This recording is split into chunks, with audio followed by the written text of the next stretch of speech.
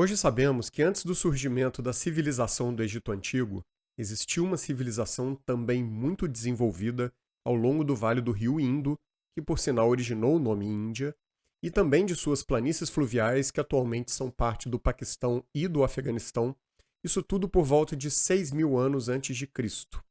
Trata-se da primeira civilização urbana, no sentido estrito do termo.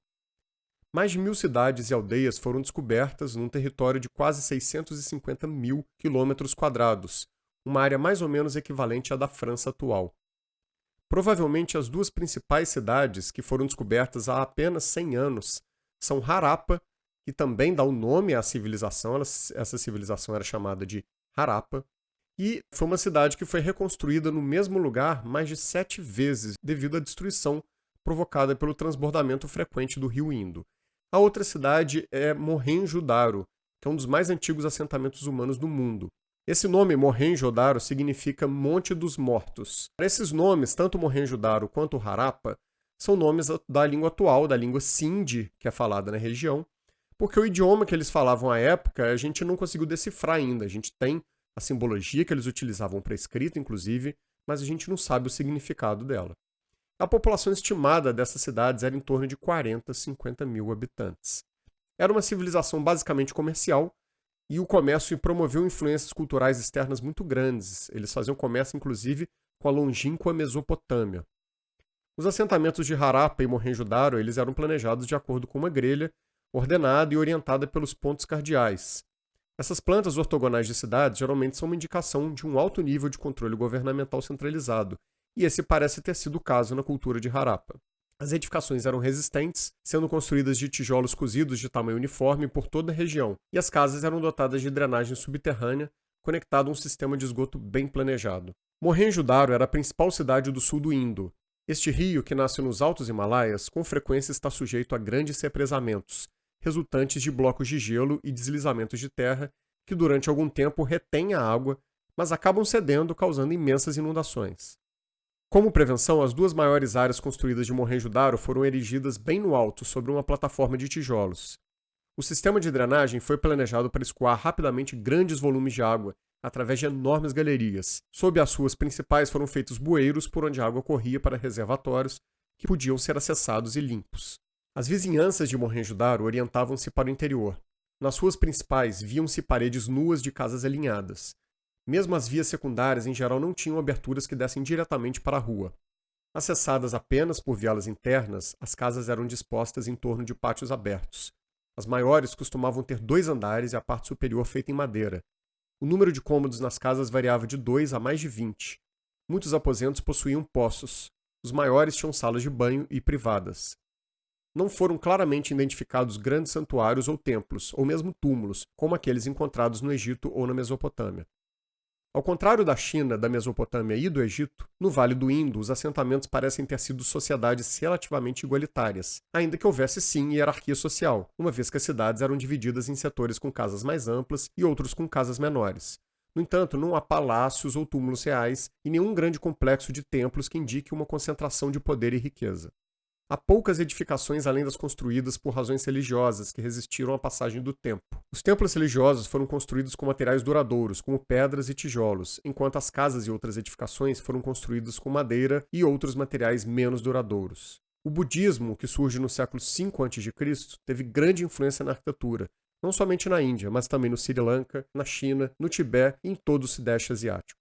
Os primeiros santuários foram criados após a morte de Buda. Depois de cremado, seus restos mortais foram divididos entre seus seguidores e guardados em 10 lugares associados à sua vida e ensinamentos. Para marcar esses lugares, um simples morro de pedra e terra, conhecido como stupa, foi erguido sobre as relíquias, de maneira comparável às tradicionais chaitias, ou memoriais de vila, onde as cinzas dos líderes que faleciam eram depositadas em um morro normalmente localizado nos arredores de suas cidades ou vilas.